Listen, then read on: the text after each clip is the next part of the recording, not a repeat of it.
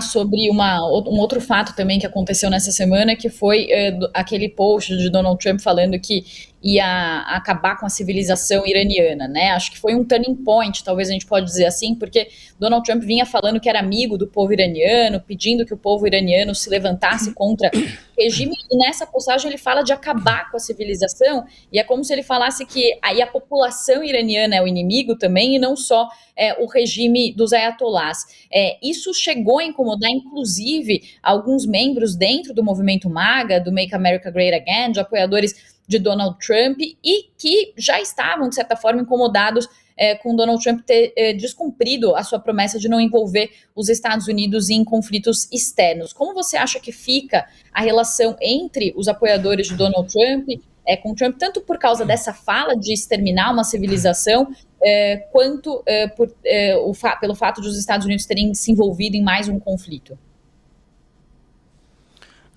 Bom, eu contei aqui uma vez que eu fui 4 vezes ao Irã e a cada vez eu percebia uma oposição maior da população contra o regime, e essa oposição foi se cristalizando em torno da identidade persa.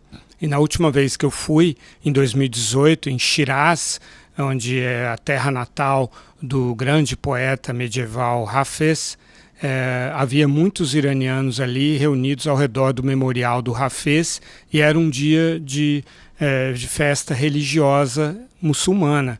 E em vez de ir para as mesquitas, as pessoas estavam concentradas ali no memorial do Hafez. Era um protesto silencioso.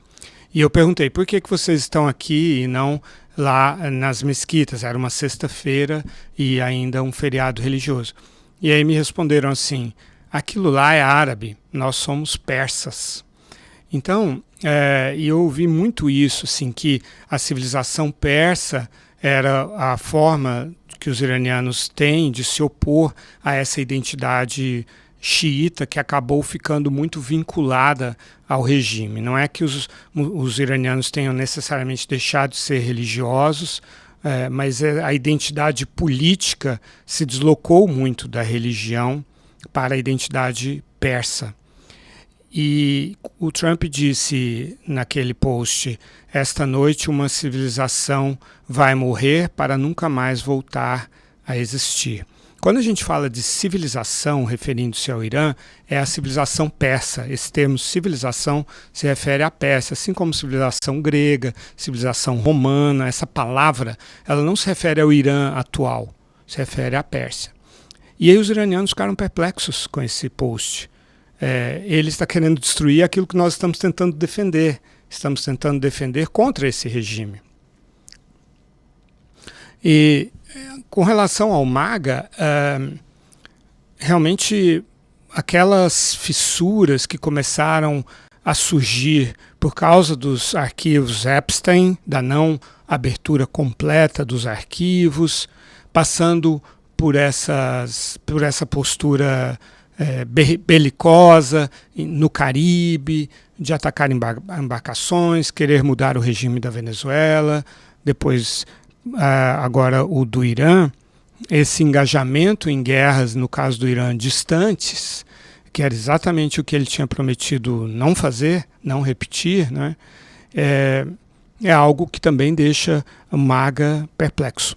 A ponto de na quinta-feira, o presidente Trump ter feito um post que era uma metralhadora giratória contra grandes figuras do MAGA, que foram seus grandes defensores, como, por exemplo, o jornalista Tucker Carlson, que era da Fox, a Fox tomou um processo de bilhões de dólares das duas empresas que fabricam as máquinas de votação, porque o Tucker Carlson na Fox defendia a tese do Trump de que as eleições de 2020 tinham sido fraudadas.